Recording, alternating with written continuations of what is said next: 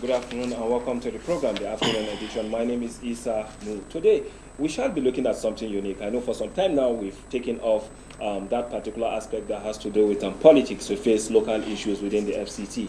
But today we are going to delve a bit into politics. And we just have 52 days towards the 2023 general election. The tension is high. Just some few days back, we've heard of the campaign, we've heard of President Olusegun Obasanjo, that's the former president. You've seen or you've read his letter with respect to who is nominating for the 2023 general election. But then still, the campaign continues. 18 political parties, one will definitely win come 2023 by the special grace of God. And then today also, in Kano State, the APC has taken their train there. The presidential candidate of the APC, in person of Tinubu, Bola Ahmed Tinubu, has been in Kano since yesterday and meeting with stakeholders of the party and also religious leaders and all that matters within the state. So today is the official day where the campaign, they are going to campaign and roll out their plans for the party, most especially as it affects Kano State. So today we shall be discussing that with nobody but in person of Hamza Ibrahim Baba. Hamza Ibrahim Baba is a member of the election planning and monitoring committee of the All Progressive Congress. That's the Presidential Campaign Council. So also we'll be joined by Julius Awefe. Julius Awefe is a member of the PDP. They are also doing their own planning. They are also campaigning to see that, yes, they can get the best from Nigeria come 2023. And as the election draws closer, definitely the intensity of the preparation is going to increase. So Julius will be joining us via Skype from his location. So until that is done, but we'll definitely continue with our program. So we'll go on a very short break so that we can have enough time to delve into the matters that are arising from political campaign and how prepared are the political parties towards the 2023 general election.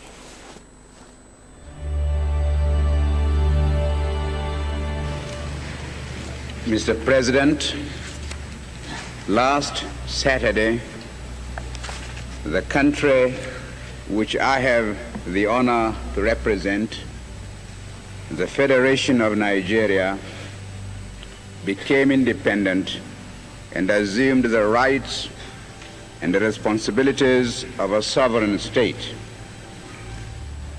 Today, Nigeria has been admitted into the United Nations organization and assumes still more responsibilities. I wish to make our position plain beyond any matter of doubt as regards the African continent. We in Nigeria appreciate the advantages which the size of our country and of its population give us, but we have absolutely no aggressive intentions. We shall never impose ourselves upon any other country and shall treat every African territory, big or small, as our equal, because we honestly feel that it is only on that basis of equality that peace can be maintained in our continent. We in Nigeria are a populous country.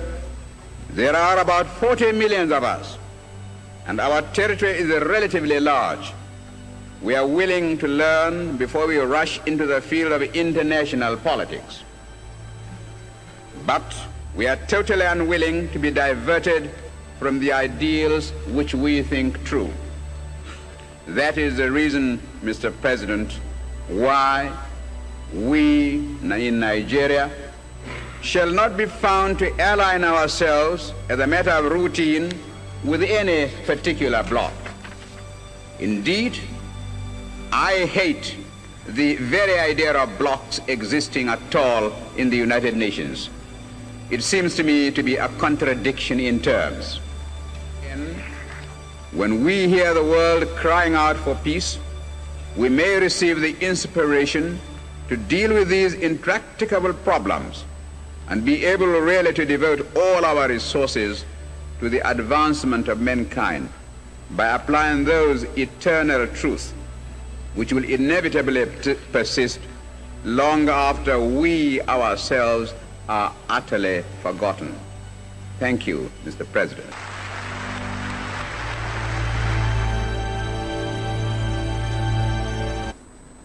Welcome back from that mild break, and still with me here in the studio is nobody but Hamza Ibrahim Baba. Hamza Ibrahim Baba, just like I stated earlier on, is a member of the Election Planning and Monitoring Committee of the All Progressive Congress. And let us quickly link up to Julius in Taraba. Julius, good afternoon.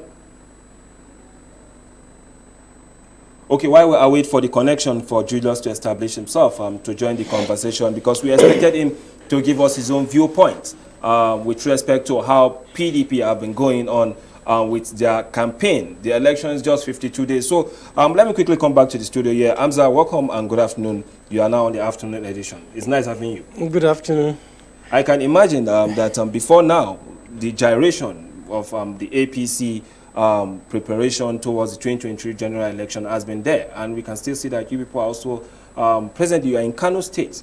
How prepared is your political party towards the 2023 general election? Good afternoon, everyone. Thank you for having me here.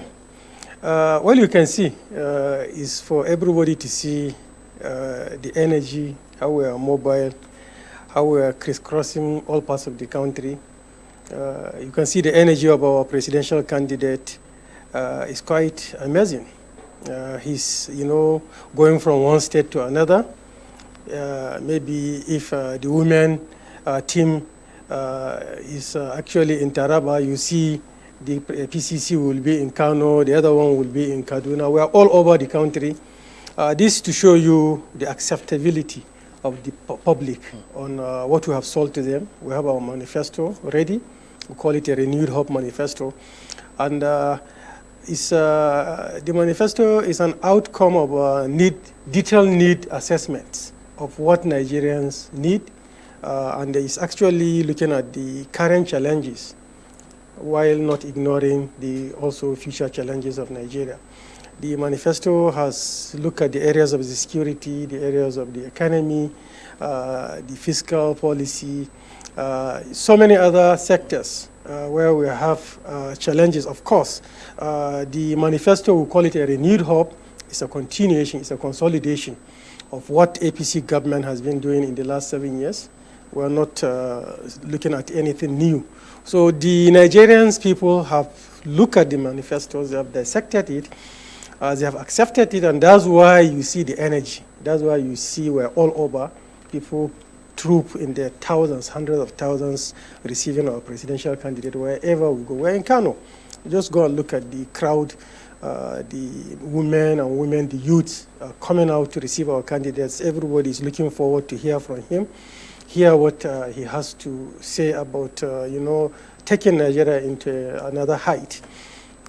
Okay, now looking at before today, that's when you are having your campaign presently in Kano State, we've also noticed that just some days back, some members of your presidential campaign council decamped to the PDP. That's why I would have wanted Julius to also respond, but unfortunately he's here to fix the problem he's having over there. So members of your political party decamped to the PDP.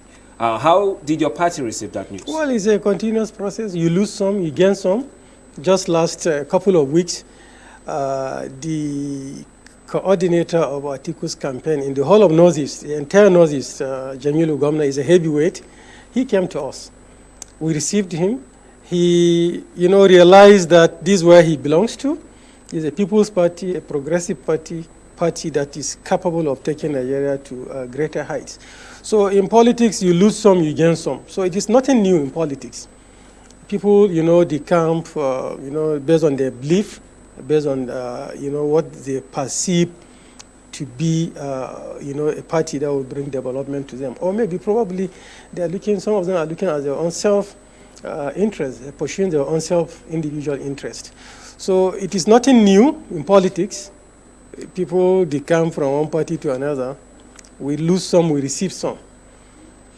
Probably, we lost somebody who is just a mere deputy director of a campaign directorate, while we gained the whole regional coordinator of PDP.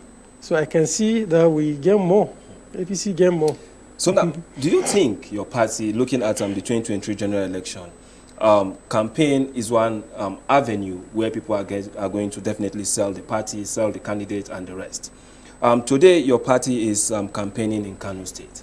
And Kano State has an history. It has an history of three former governors, or let me say 2 former governors and the present governor who is also in the APC.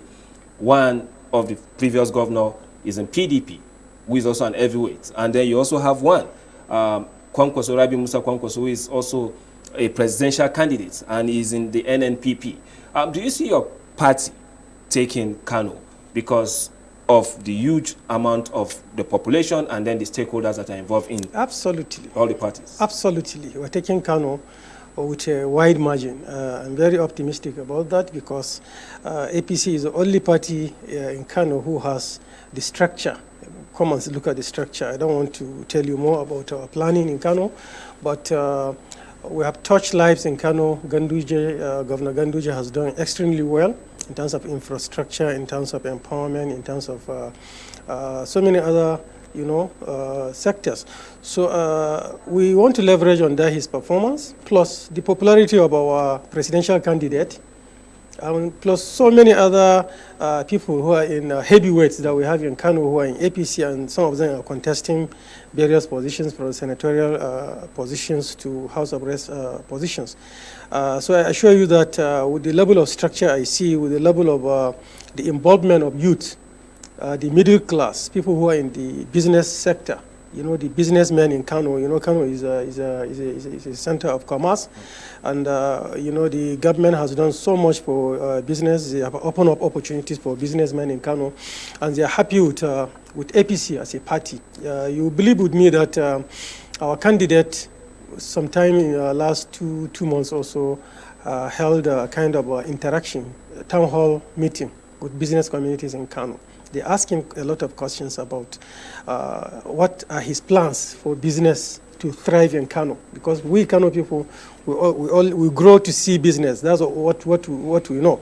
So Asuwaju Bola Ahmed Tinubu responded very well, and the business communities are very happy with his response, with his plan for Kano. There are a lot of plans for business, for manufacturing industries. Kano is an economic hub. We have so many factories in Sharada, Bompai, and so many other axes that come at us now. They are not working. So if you look at the manifesto very well, you see that we have discussed in details, and we have offered solutions on how we feel all these industries, that are laying come at us in Kaduna, Kano, Funtua, Gusau, especially in the northwest, area, how they will be revitalized. So even to ask whether we take Kano, I think it's just an understatement. I'm very optimistic that APC is taking Kano. You mean APC is going to take, despite the fact that you have people like Kwankwaso being a former governor, and he also has that grassroots mobilization strength. So you don't see him as a major stumbling block? Well, with due respect to Governor Kwankwaso, Senator Kwankwaso, yes, of course, everybody will take his own share, but I feel APC is more grounded, is more prepared. It has more politicians, more selling points for Nigerians, for people of Kano to, make decisions. So I believe they will take their own shares, but overall, APC will take Kano. I'm very optimistic about that. The former President Olusegun Obasanjo, released a 6-page letter, and definitely, whenever Obasanjo speaks or releases letter, so many persons will be concerned. Is your party jittered with that release? Well, Obasanjo released letter, I think, in 2018, and Buhari was re-elected. So, of course, with due respect to our President Olusegun Obasanjo, he's a great man. We respect him. As an elder statesman. But I don't think, him releasing letter at this point, at this critical point, will change the pendulum. It will not change, it will not affect us. So if his letter is not going to change the pendulum, I also believe there is also your presidential candidate, Bola Ahmed Tinubu, paid him a visit. And he wouldn't have paid him a visit if he knows Obasanjo wouldn't have much influence in the election. Well, I think Obasanjo, as an elder statesman, he's entitled to his own opinion, and whatever decision he take, I'm sure he will take that decision. And we are not saying that we are going to ignore him. He's not such a person that you can easily ignore. So while the advocacy and the persuasions continue, we are not actually dependent on, Obasanjo for election of Asuwaji Bola Ahmed Tinubu. But definitely Obasanjo is a force to reckon with. I'm not just ignoring him.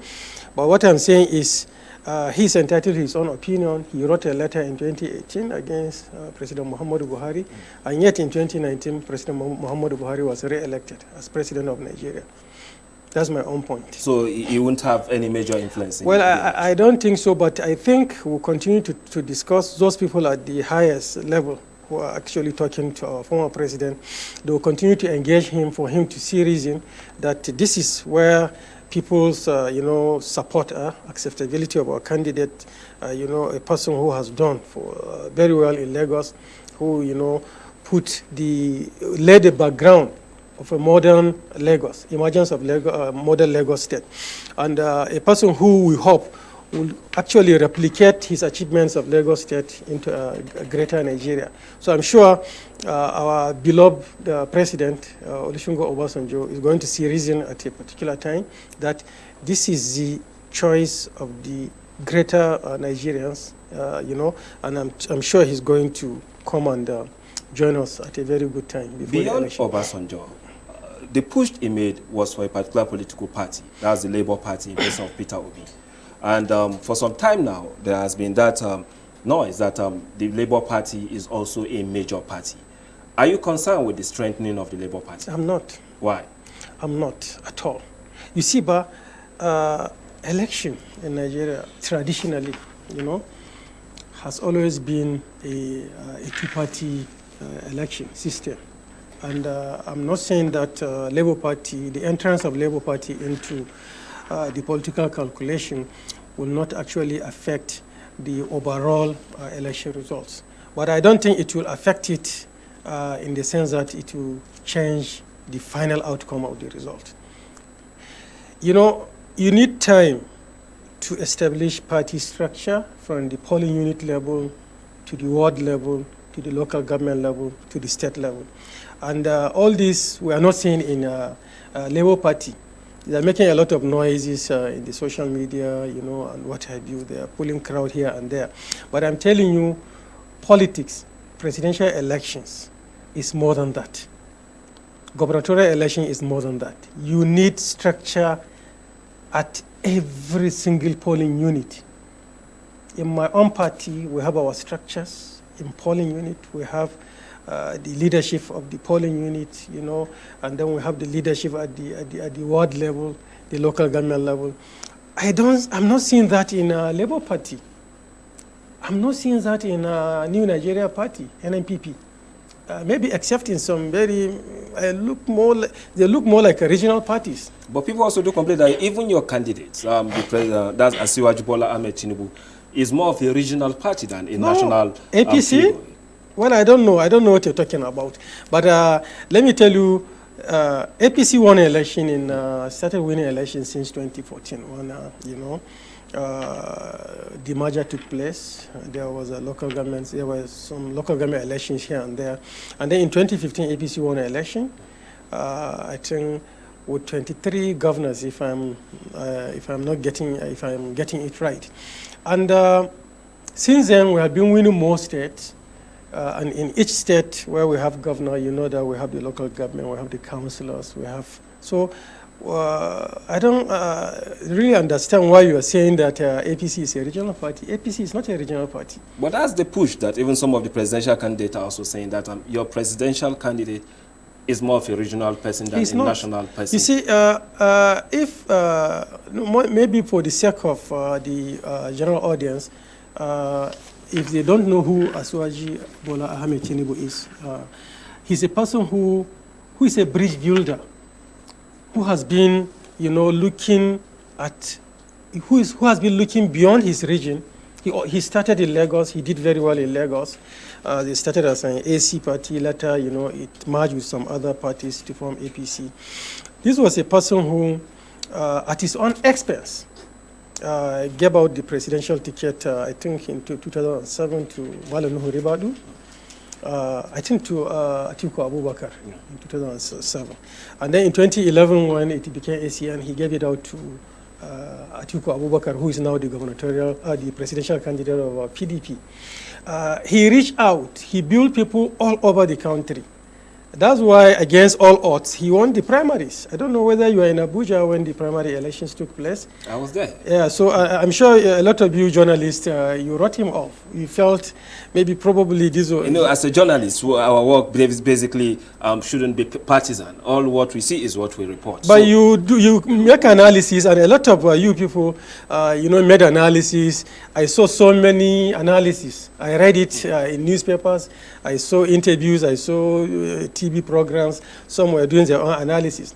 And, we are talking about politics. We're talking about grassroots politics. Asuwaji Bola Ahmed Tinubu built relationships across in all the states. There is nowhere in Nigeria where you will not see his people. Somebody he has built. But that was why, if you recall, even the PDP will also claim that even them, they built. Atiku Abubakar has people. Well, I don't know. I don't know. What I'm saying is, you see, in 2015, when the National Assembly elections, of Senate President and Speakership was about to take place, Bola Ahmed Tinubu endorsed Ahmad Lawal. Ahmad Lawal is from the Northeast. Though he didn't win the election, but he actually endorsed him and supported him. And he also supported him in 2019, and he became the Senate President. There's so many other people like Nuhu Ribadu, former SGF Babachir Lawal. There's so many people across the divide in all the regions where he has friends, people he has helped, people he has mentored. This is a person who has been mentoring people. He's a talent hunter. That's why they got it right in Lagos. So he met Lagos in a very bad situation. I think the IGR in Lagos in 1999, he met it at around 14.7 billion naira per annum.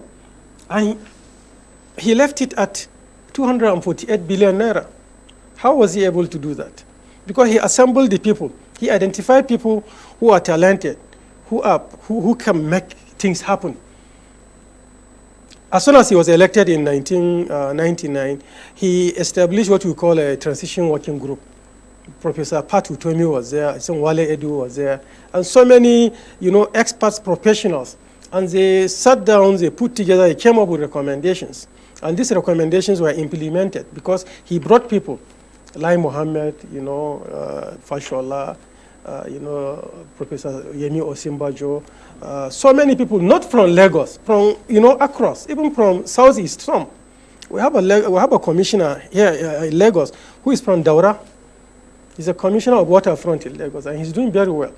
So I don't think, that narrative of, Asuwaji Bola Ahmed Tinubu being a local politician, a regional politician, is not there. It will not hold, no matter how hard. So what will hold? What will hold is he's a Nigerian who is accepted all over Nigeria, who has made impact, who has friends, who has a vision of a greater Nigeria, who wants to replicate what he has done in Lagos, all the achievements in terms of infrastructure, in terms of institutional achievements. He has developed institutions in Lagos. All this Lashma, the traffic in Lagos, reduced. There's so many things in Lagos which Bola Ahmed Tinubu did, he was the first governor in Nigeria who established Ministry of Planning in the state, at the state level. Okay, we'll come more to that because there are so many questions and we'll still need to ask for clarification as the All Progressive Congress is holding its campaign today in Kano State. So we still expect Julius to join us via Skype. Julius is a PDP member, and we expect him to give us his own view with respect to some of the issues we've raised today, and also tell us more about his political party preparation towards 2023 general election. So we take a break. When we return, we continue with the conversation.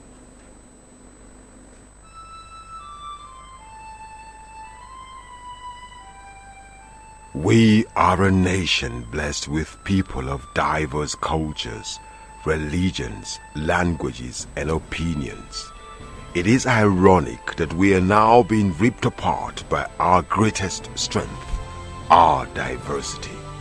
We have allowed intolerance, insensitivity, bigotry and nepotism to blind our vision of the greatness we can achieve working together as one.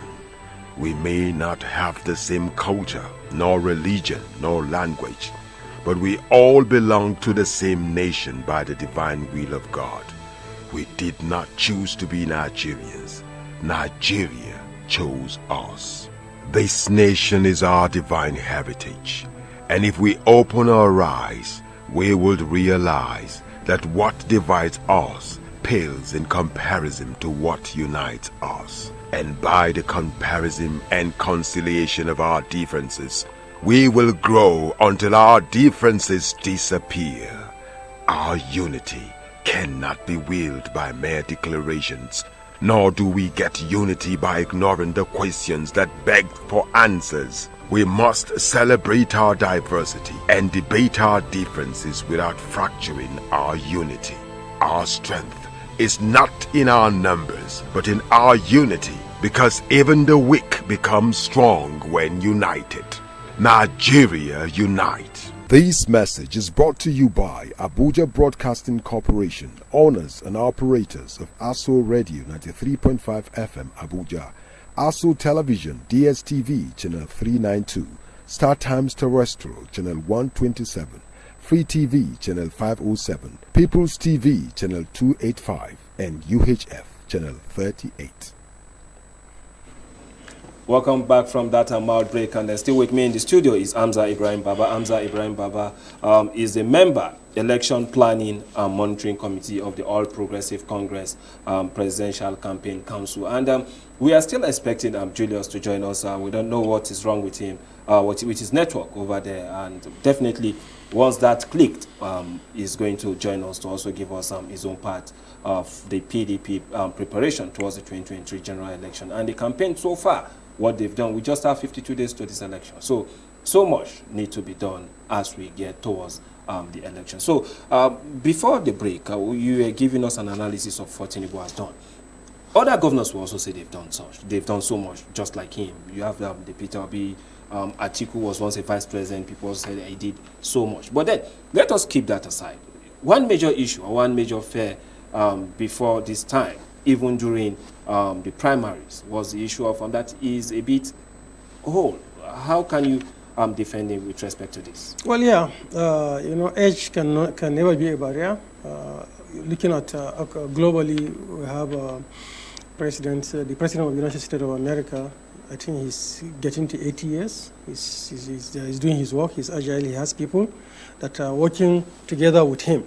So if you look at the antecedents of Bola Ahmed Tinubu, while he was his stewardship when he was a governor in Lagos, he assembled some of the best professionals you could find anywhere. He brought people, the Yemi Osinbajos of this world, the Wale Edu, the Lai Mohammed, so many beautiful people who now they are even have a bigger responsibilities, and they have proven themselves that they have really learned from that his own school of thoughts.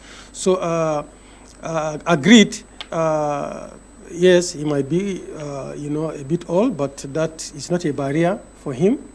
Looking at other countries in the world, look at in Indonesia, Muhammad, what's the name of the president? He's the architect of modern Indonesia. And even the Mao of China, at what age did he actually transform China? So age cannot be a barrier when you have people who are there to help you. Despite our demography of youthful population. No, what we are saying is you can utilize the youthful populations, and that's what Asiwaju Ahmed Tinubu has been doing. He's known for that. He talent, he hunt talented people, and they leverage on their youthful age, and then they deliver for him. You believe with me that no matter how much we make noise about generational shift, about young people, taking responsibilities, at the same time, you have to also believe that we need the wisdom, the guidance of the our aged population, our elders. So at this point, I would say there is no barrier, there is not anything to, there's not any concern, about Bola Ahmed Tinubu's age. He's crisscrossing. That's the beautiful aspect of it. He's all over the country. You see him in the 48 hours, he will visit like 3 or 4 states. And the next day you see him fresh and he's doing so many things. So I don't see age as a barrier for him. I don't see it. One major complaint people have raised, even just after the primaries, the primaries basically was to see that political party have their candidate across board. And after he won the primary, there was this issue of who will become his running mate. And you know how diverse Nigeria is. And the issue of who becomes his running mate was a major issue until he chose Kashim Shettima. Are you okay with that submission? Well, politics is a calculation. You calculate based on realities of what is, on ground to see how you can win elections. And then you pair up with, other groups, other interests that will make you to win an election. And above that, also we have to look at balancing the ticket and also the issue of merit. Kashim Shettima is an astute banker. He's a very successful governor in Borno State. He did a lot in terms of infrastructural development in Borno. And also is a person who has knowledge about the economy, the financial aspect, the fiscal issues, who has a lot of wealth of experience to actually add to what our candidate has. So I see this combination of Bola Ahmed Tinubu and Kashim Shettima as a master stroke. And whatever people will say about the issue of religion, I think we should outgrow that. Nigeria should actually outgrow that. We need to demystify that issue of, that same-faith ticket will not fly. Personally, I don't see it as a barrier. I feel we should be able to grow more than that. We should outgrow that, concern of religion. The most important thing is, will Kashim Shettima be able to deliver? This same ticket, will he be able to deliver Nigeria? We want to see transformation in our power sector. Will they be able to deliver? So that's my own, decision or a kind of position about this same party ticket. I don't think it will hamper our chances of winning election, because if you look at Bola Ahmed Tinubu, if you look at his antecedents, his wife is a pastor, for God's sake. Some of his children, they are Christians. So he's, people in the Southwest, they have actually gone beyond that kind of, But people also raise the same issue that even Atiku have, some of Atiku's children are also Christian. So why then didn't he pick a Muslim probably in the South? So we are not PDP. We're talking about APC. APC, yeah. Yeah, since, I'm representing APC, so I cannot speak on behalf of PDP. You see, if you look at Southwest, there are people who are very pragmatic, who actually understands, and they are very secular. They are people who, they are progressive. So they have gone beyond that, of course. So I don't see it as a barrier. Personally, I don't see it as a barrier, and I believe a lot of Christians have understood that this is the best ticket, this is the best winning ticket. We have not gotten a combination better than this. So the Christian populations in Nigeria, the Muslim population, even those that don't believe in religion, are supporting this combination of Tinubu and Kashim Shettima. It's a wonderful combination. The merit is there. They're competent. Asuwaju, he came from the private sector. He worked in Mobile. He's a chartered accountant. Kashim Shettima also is a financial guru. So this combination of them will actually look at our economy very well and offer solutions. So we shouldn't, at this level, I don't think we should be talking about I belong to this religion, I belong to this religion. I don't think it will fly. It will not fly in 2023. And if we're able to break this, I think Nigeria will be a better place going forward. 52 days to the election still. And the Southeast, how have your party planned? Thank God you are part of the election planning and the monitoring committee. What is your party doing to make sure that the Southeast, they also have a major block vote in that particular area? Yeah, and then one of the presidential candidate of, that's presidential candidate of Labour Party is from the Southeast. What is the fate of your party in that particular region? Yeah, we are doing well. We're campaigning. On the 11th of January, we'll be at Enugu to do the zonal rally in the Southeast. We have politicians, we have two governors, governor of Imo State, governor of Ebonyi State. They're heavyweight, they are performing governors, and I believe we get our own share of the votes in Southeast. We have other politicians, the former Senate President, Kenny Namani, so many other heavyweights that are supporting us. The former presidential candidate, there's so many other people who are, campaigning for us, and I see us getting nothing less than 35% of the votes in Southeast. If you look at the antecedents in that particular region, your party have not gotten to that. Well, that's your own opinion. So what figures, makes you believe that? Figures don't lie now. What makes you believe that your party in 2015 you couldn't get that value? In 2019 you couldn't get. What makes you believe that you can get that? Well, in 2015 we didn't have a single governor. The same thing in 2019, and now we have two governors. We have a number of senators. Former Governor Rocha Sokorocha is a senator. We have Chinedu Oga is a member of House of Representatives from Ebonyi State, and some other members, even Prince Onua, she's also a member from Imo State. So all these we didn't have before. So now, in terms of representation, we're well represented in the Southeast, and look at this bridge that has been constructed by President Muhammadu Buhari, or has been completed by President Muhammadu Buhari, the River Niger Bridge, which now, is there. People are using it. It has reduced traffic, and it's something that is unprecedented. It has never happened. So all this added to so many other things, and the poor performance of the PDP governors, they are not performing. They don't have anything to show. I think will give us an edge over them, and I believe we're going to do very well in Southeast. But then if you take this hit on the PDP governors or some of the, or let me say PDP members in general now, they will also say that before your party assumed position in 2015, there was issue of insecurity, and it still stands.